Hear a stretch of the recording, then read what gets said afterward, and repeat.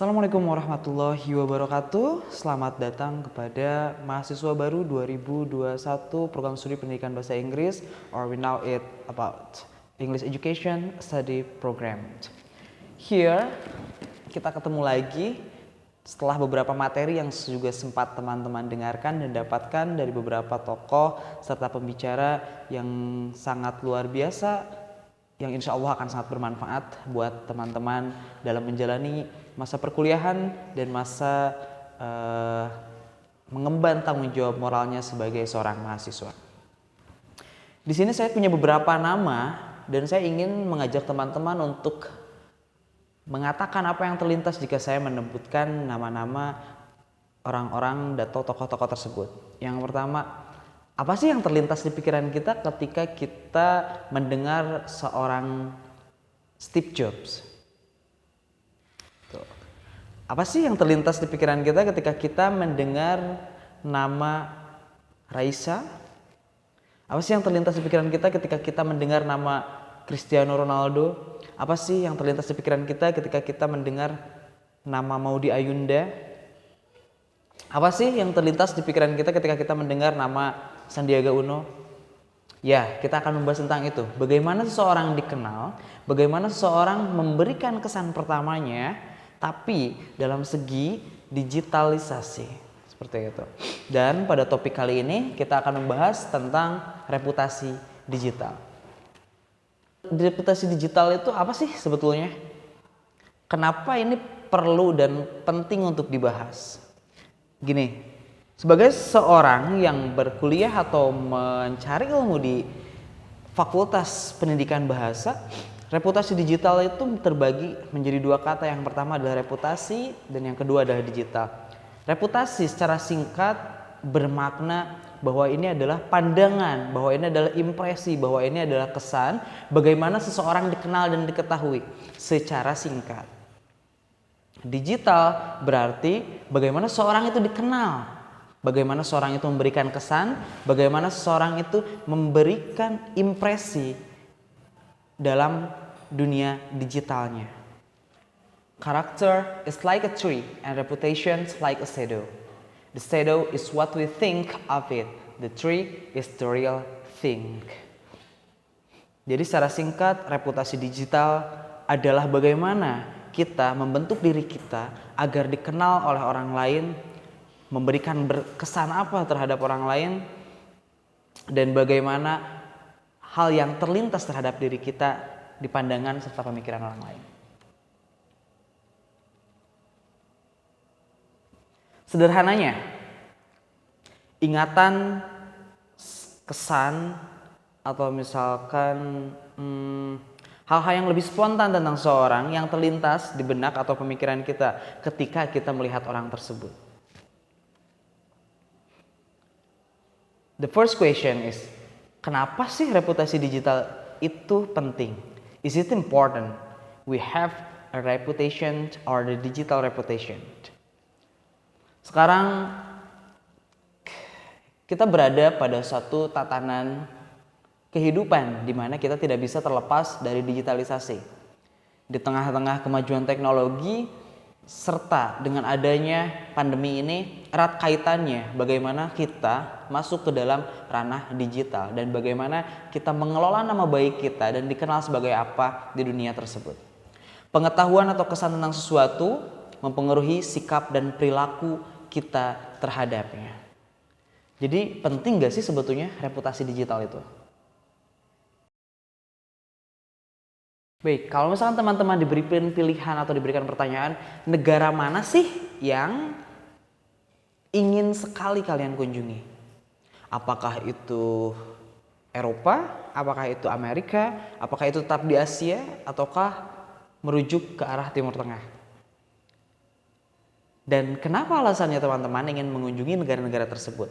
Betul, padahal kita belum mengunjungi negara tersebut, tapi kita mempunyai ketertarikan atau daya keinginan untuk mengunjungi negara tersebut. Dari mana kita memperoleh informasinya, bagaimana kita membuat sebuah nilai dan kesimpulan terhadap negara tersebut, itu adalah yang kita maknai dan namai dengan reputasi digital. Mereka memberikan berita, mereka memberikan sebuah informasi, mereka memberikan sebuah hal-hal tentang apapun yang ada di negaranya melalui media-media yang dikemas semenarik mungkin, sehingga impresi atau kesan yang kita dapatkan adalah kesan-kesan yang menarik bagi kita untuk mengunjungi negara-negara tersebut. Lalu apa sih pentingnya reputasi digital itu sebetulnya? Seperti ini, reputasi digital adalah bagaimana teman-teman akan dipandang dan dinilai oleh orang lain secara digital. For the example, Indonesia adalah negara dengan rata-rata penduduk pengguna digitalisasi atau sosial media yang agak sangat lumayan banyak di negara Asia ini. Dan terlebih beberapa perusahaan sudah meminta untuk informasi-informasi akun sosial media kita sebelum kita melamar kerja pada perusahaan tersebut. Lalu apa hubungannya dan eratkah kaitannya? Betul sekali. Dampak dari sebuah reputasi digital yang kita miliki itu akan menentukan sebuah reputasi atau self-image. Is it good or is it not? Bagaimana kita membuat sebuah postingan, bagaimana kita memberikan sebuah informasi yang kita tuangkan dalam sosial media kita, dan itu bertampak pada apakah reputasi kita itu akan baik dinilai oleh orang lain, ataukah reputasi kita akan dianggap tidak appropriate atau tidak tepat pada saat itu. Selanjutnya, dampaknya erat sekali kaitannya dengan hubungan sosial. Secara psikologis, Indonesia adalah negara dengan misunderstanding level yang lumayan tinggi, di mana kebanyakan adalah ketidakmampuan seseorang dalam menafsirkan sebuah konteks sehingga terjadilah perpecahan dan ketidakbaikan dalam hubungan sosialnya. Ketika kita mempunyai reputasi digital, kita bisa mereduce itu, kita bisa menurunkan pandangan-pandangan negatif dan misunderstanding atau kesalahpahaman serta kesalahpengertian di dalam hubungan sosial kita. Lalu, apalagi dampak yang bisa kita terima ketika kita mempunyai sebuah reputasi digital yang baik? Betul, friendship, persahabatan in our community, also in the professional career. Betul sekali teman-teman. Bagaimana sebuah perusahaan baru-baru ini selalu meminta informasi lebih jauh tentang personal diri kita, yaitu tentang kita yang harus mencantumkan sosial media dan akun-akun sosial media kita. Untuk apa? Tentu saja untuk mendeteksi dari dini apa saja yang kita lakukan di sosial media, untuk juga mengetahui bagaimana reputasi dan hal-hal yang dilakukan oleh calon-calon pegawainya, seperti itu. Dan lalu also academic and the business. Secara akademik, reputasi digital itu sangat mempengaruhi sebuah personality teman-teman ketika teman-teman menjadi atau mengemban sebuah status sebagai seorang mahasiswa di sebuah perguruan tinggi.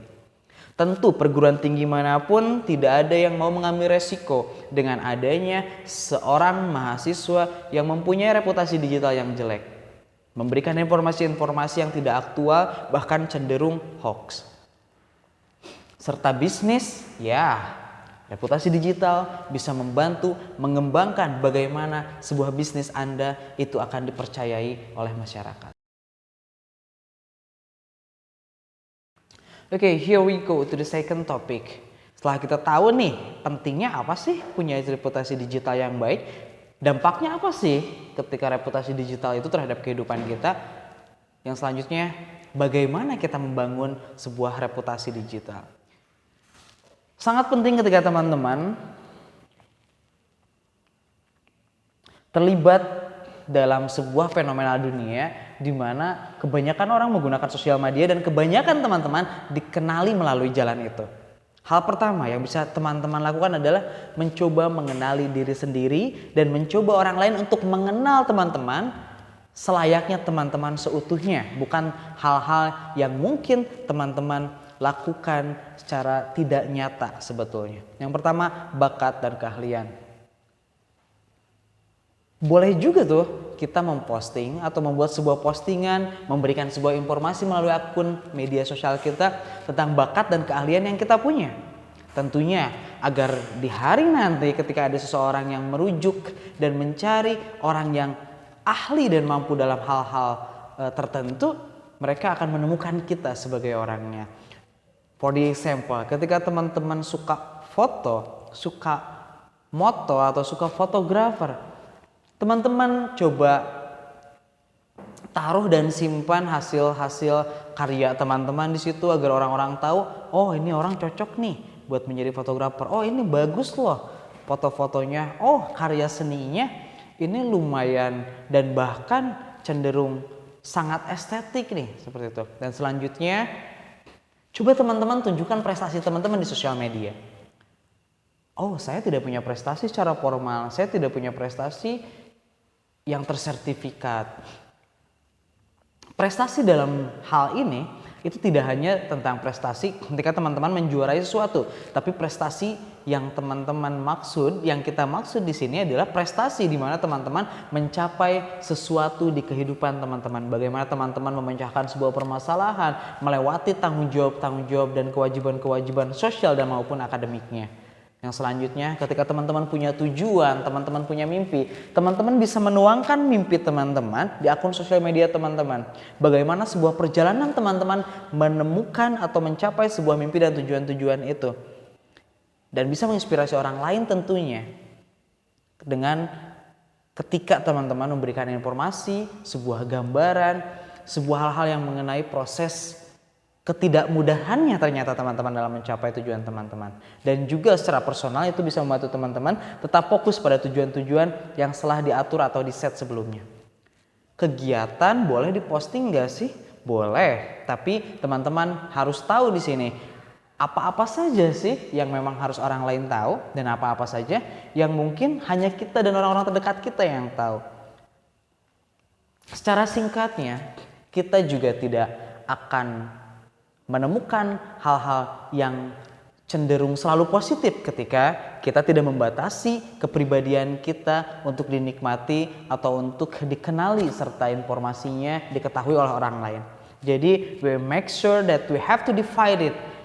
Mana saja sih yang boleh saya beritahu kepada orang lain dan mana saja yang mungkin hanya boleh saya tahu sendiri dan juga teman-teman terdekat saya.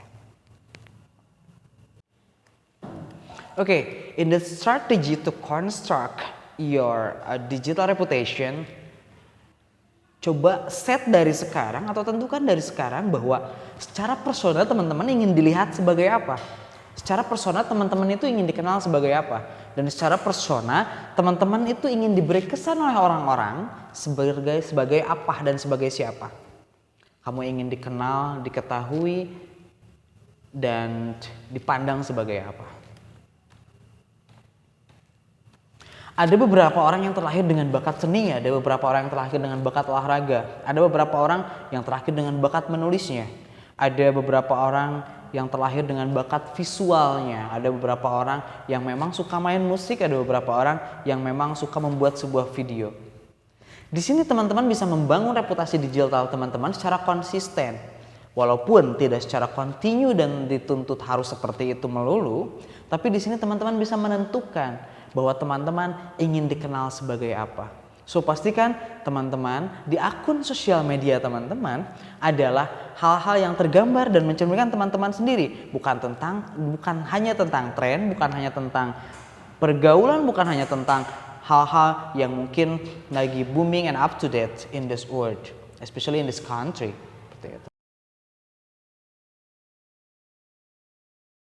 Oke, selanjutnya apa kita harus konsisten terhadap hal-hal yang kita buat guna membangun atau merumuskan strategi bagaimana mempunyai sebuah reputasi digital yang baik? Jawabannya bisa iya atau tidak. Itu tergantung kebutuhan teman-teman dan needs teman-teman mau seperti apa sebetulnya teman-teman sendiri. Yang pertama, kenapa nggak gunakan media sosial untuk mengirimi pesan kebaikan yang secara kontinu dan itu bisa membuat teman-teman dikenali sebagai siapa? Dalam artian seperti ini, coba pilih bagaimana teman-teman memperlakukan orang lain, bagaimana pandangan teman-teman terhadap orang lain dan terhadap suatu hal.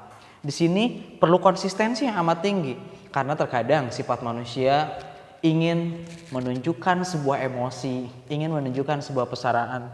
Bahkan ketika hal-hal itu ternyata pada dasarnya adalah hal yang terlalu pribadi untuk ditunjukkan.